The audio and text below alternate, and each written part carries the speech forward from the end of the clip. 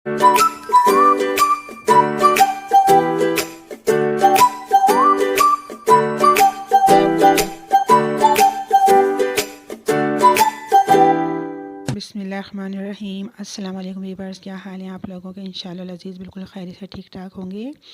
आलू मटर की बहुत अच्छी सी रेसिपी मैंने बनाई थी, तो मैंने कहा आपसे शेयर करूं। तो देखते हैं किस तरह बनाती हूँ।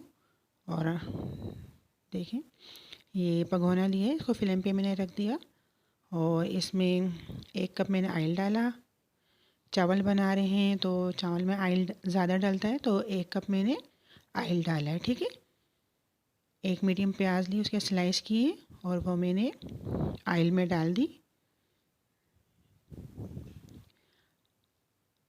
ये देखें, इसको हमने ना ब्राउन करनी है प्याज को। ये ब्राउन हो गई है प्याज। अब इसको हम एहतियात से निकाल लेंगे।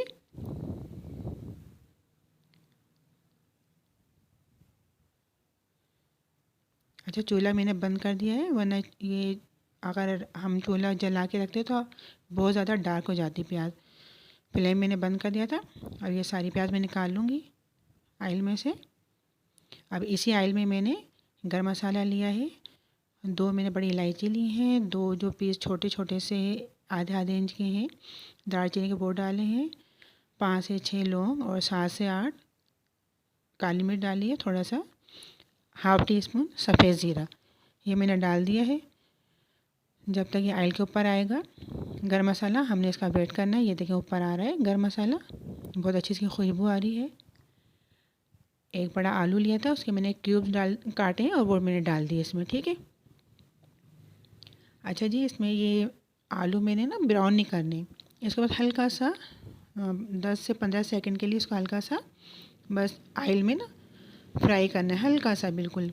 इसका ना फ्लेवर अच्छा सा ताकि इसका आए। ठीक है, बस ये 10 से 15 सेकंड हमने इसको हल्का सा भूनना है या फ्राई करना है। उसके बाद ये 2 टीस्पून मैंने भर के अदरक लहसुन लिया है, वो इसमें मैंने डाल दिया है। इसको भी हम भूनेंगे जब तक अदरक लहसुन का जो दाना है वो अलग अलग ना हो जाए। पानी नहीं डालना है इसमें, हमने सिर्फ इसको सादा ही इसे भूनना है। आँच मैंने बिल्कुल स्लो कर ली है ताकि अदरक लहसुन जल ना जाए। ये हमारा अदरक लहसुन बिल्कुल माशाल्लाह से रेडी हो गया है। कितनी अच्छी इसकी भुनाई होगी, देखें कितना इसका कलर इतना अच्छा है और पता ही नहीं चल रहा कि अदरक लहसुन गया कहाँ है ना। बड़ा अच्छा सा ये हो गया। इसी तरह आपने फॉलो करना है। ठीक है जी, बस ये देखिए कितना अच्छे से हमारे आलू भी तैयार हो रहे हैं माशाल्लाह से। ये 2 मीडियम टमाटर लिए थे, उसके भी स्लाइस मैंने इसमें डाल दिए हैं।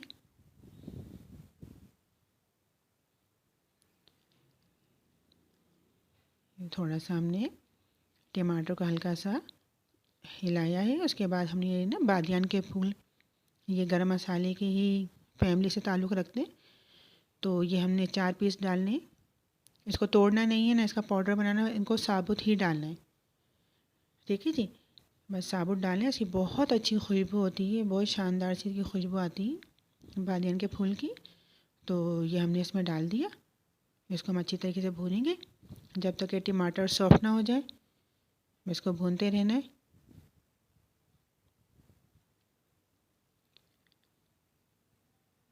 टमाटर हमारे हल्के हल्के सॉफ्ट हो रहे हैं। ये 2 मिनट के लिए मैंने इसको कवर करके रख दिया है। ये देखिए 2 मिनट के बाद मैंने कवर हटाया है, तो ये ऑयल ऊपर आ रहा है। इसका मतलब हमारे टमाटर सॉफ्ट हो गए हैं तकरीबन।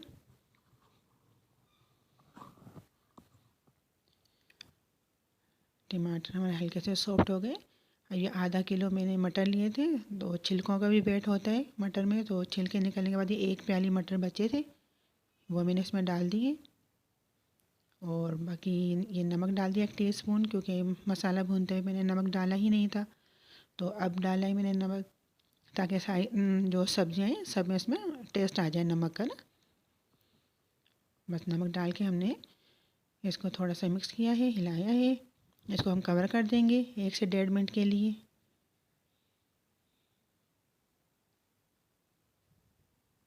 ये 2 मिनट के बाद मैंने देखा, तो देखें कितना अच्छा से इसमें ऑयल मज़ीद ऊपर आ गया है।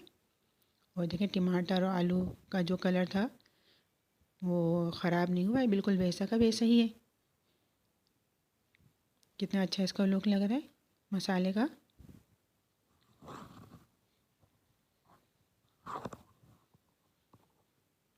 ये हमारे मसाला माशाल्लाह से इतना अच्छा से तैयार हो गया है।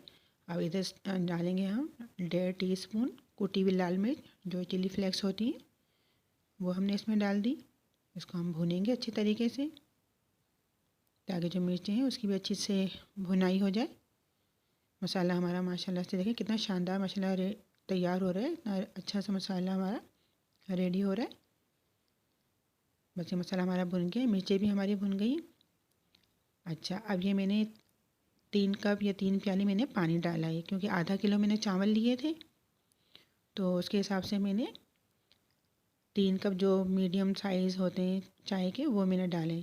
ठीक है, आप ये समझ लें 1/2 लीटर मैंने पानी डाला है ना, 1/2 लीटर मैंने पानी डाल दिया।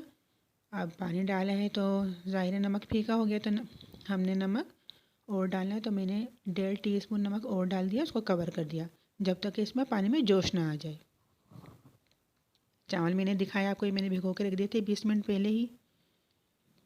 अब हमें वेट करना है जब तक कि पानी को जोश ना आ जाए। अब मैंने देखा है 4 से 5 मिनट के बाद आँच मैंने फुल कर दी थी, देखिए पानी को जोश आ गया है। अब इसमें हम जो चावल हमारे 20 मिनट पहले हमने भिगो के रखे थे वो डालने हैं।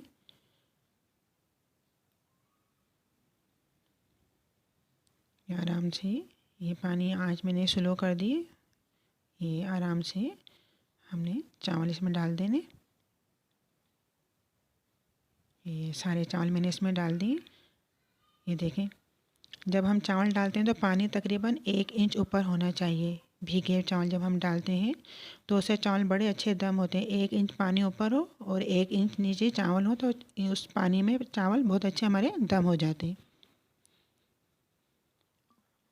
ये हरी मिर्चें डाल दी 4 से 5, इनको मैंने कट नहीं लगाया, साबुत ही हरी मिर्चें डाली हैं,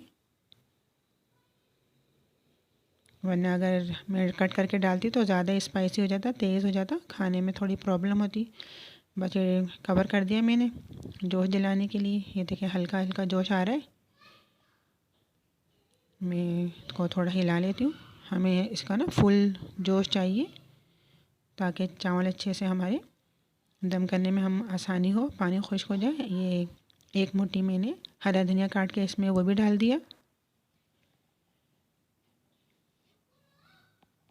धनिया डालने के बाद हम हिलाएंगे इसको, ताकि धनिया मिक्स हो जाए और इसकी भी फ्लेवर चावलों में आ जाए। ठीक है, बस ये हमने हिलाना है। ये देखें जोश आ रहा है, लेकिन फुल जोश नहीं आ रहा है जैसा कि होना चाहिए। अब हम इसको ढक के रखेंगे कवर करके, और फुल आंच कर दिए मैंने। ये देखें तेज़ कितना अच्छा से जोश आया है। बस ये इसी तरह हमें चाहिए था। अब हम इसको जब दम करेंगे तभी ढकेंगे, थोड़ा इसका पानी और खुश्क कर लें, उसके बाद हम इसको कवर करके रख देंगे। लेकिन उससे पहले हमें ये जो प्याज हमने ब्राउन करके रखी थी, वो इसमें 4 टेबल स्पून प्याज में डाल रही हूँ, यानी आधी प्याज डाल रही हूँ और आधी मैंने गार्निश करने के लिए रखी। बस ये इसको हम 15 से 20 मिनट के लिए दम पे रख देंगे, बिल्कुल स्लो आंच करके, जो दम वाली आंच होती है। अब देखें 18 मिनट के बाद मैंने देखा है माशाल्लाह हमारे चावल बहुत शानदार से रेडी हो गए, दम हो गए। मैं आपको पलट के ना चावल दिखाती हूँ कितने अच्छे दम हुए, और एक एक दाना देखें कितना खिला हुआ निकला है चावल का, कहीं से भी जुड़े हुए नहीं है। और हमेशा दम करने के बाद ना चावलों को आप पलटा दे दिया करें, उससे क्या होता है चावल का ना केक नहीं बनता है। वरना अगर हम इसे छोड़ दें दम के बाद तो ना चावल आपस में जुड़ जाते हैं और केक बन जाता है चावलों का ना। तो जब भी चावल दम हो उनको अलट पलट कर दें, उसकी स्टीम थोड़ी निकाल दें।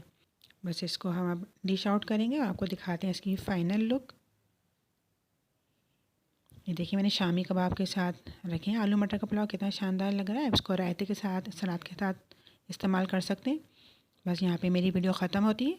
अगर आपको मेरी वीडियो पसंद आई है तो इसको लाइक, शेयर और मेरे चैनल को सब्सक्राइब कीजिएगा, और मुझे अपनी दुआओं में याद रखिएगा। अल्लाह हाफिज़।